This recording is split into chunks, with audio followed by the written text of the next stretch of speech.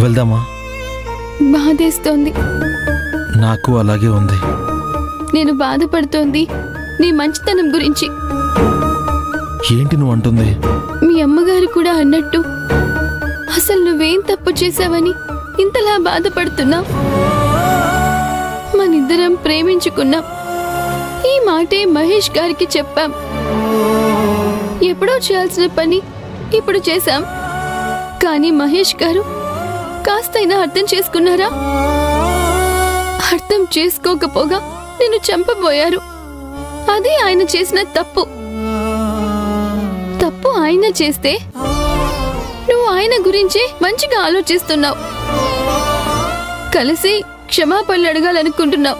అది చాలక ఇప్పుడు మహేష్ సార్ నిన్ను క్షమించాలని వేడుకుంటూ ప్రదక్షిణలు చేస్తున్నావు.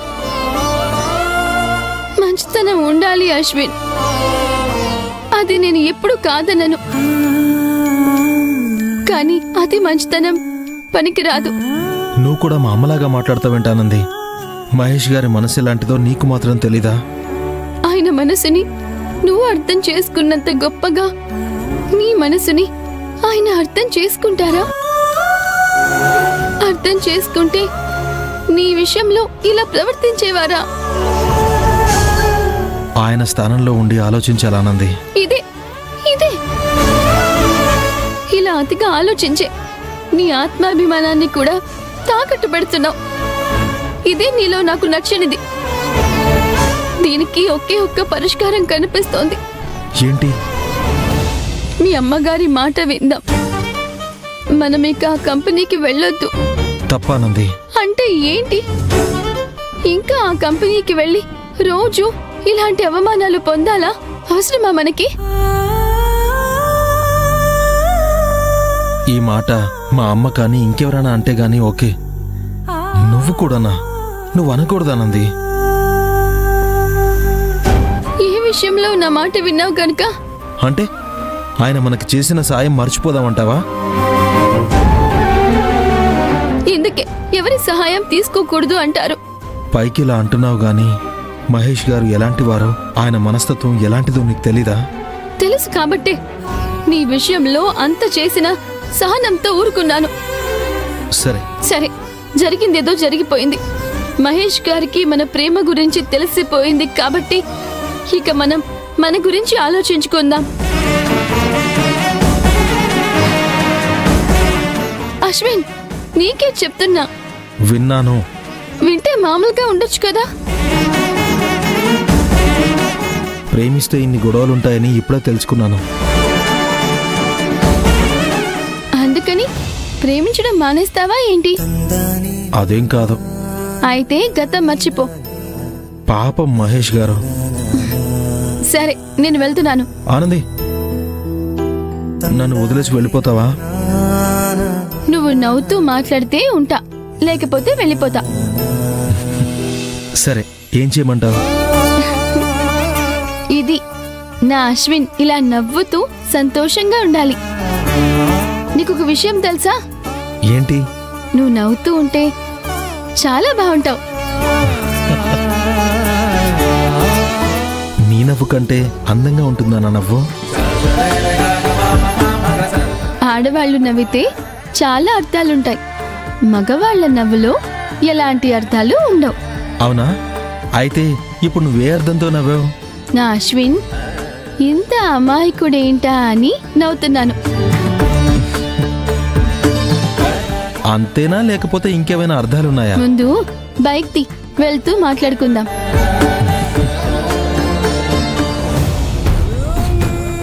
అన్నా,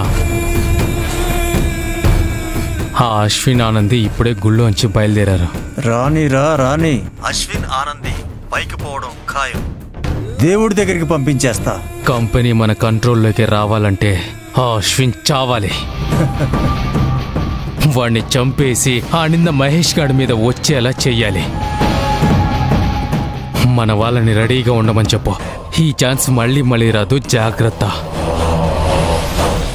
ఈసారి మిస్ అయ్యే ఛాన్సే లేదు. అశ్విన్ ఆనంది పైకి పోవడం ఖాయం. సరే.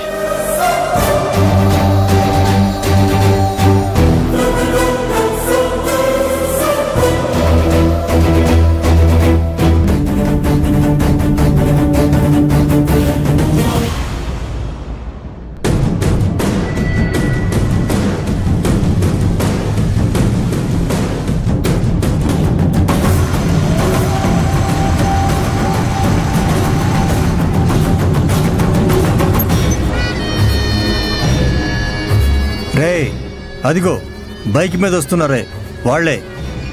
ముందు వాణ్ణి, తర్వాత టైం ఉండి వీలైతే దాన్ని ఇద్దరిని లేపేయండి. అలాగే అన్నా.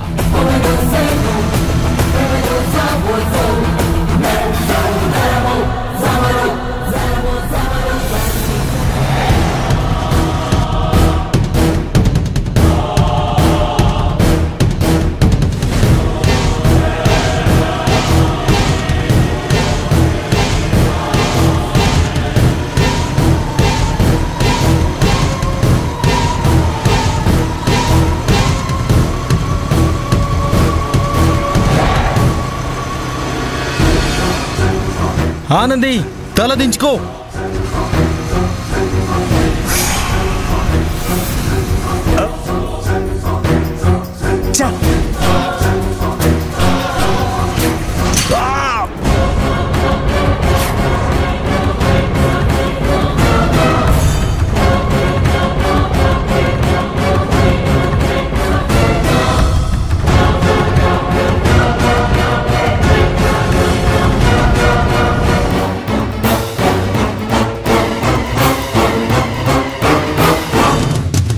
ఆనంది, ఆనంది నీకేం కాలేదు కదా? నాకేం కాలేదు.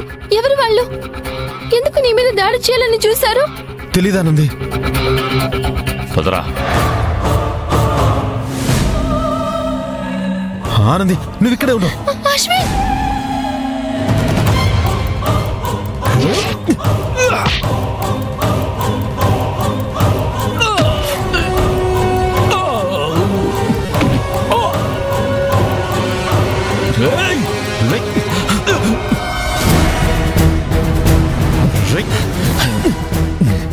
రే వాళ్ళని చంపేయండి రా.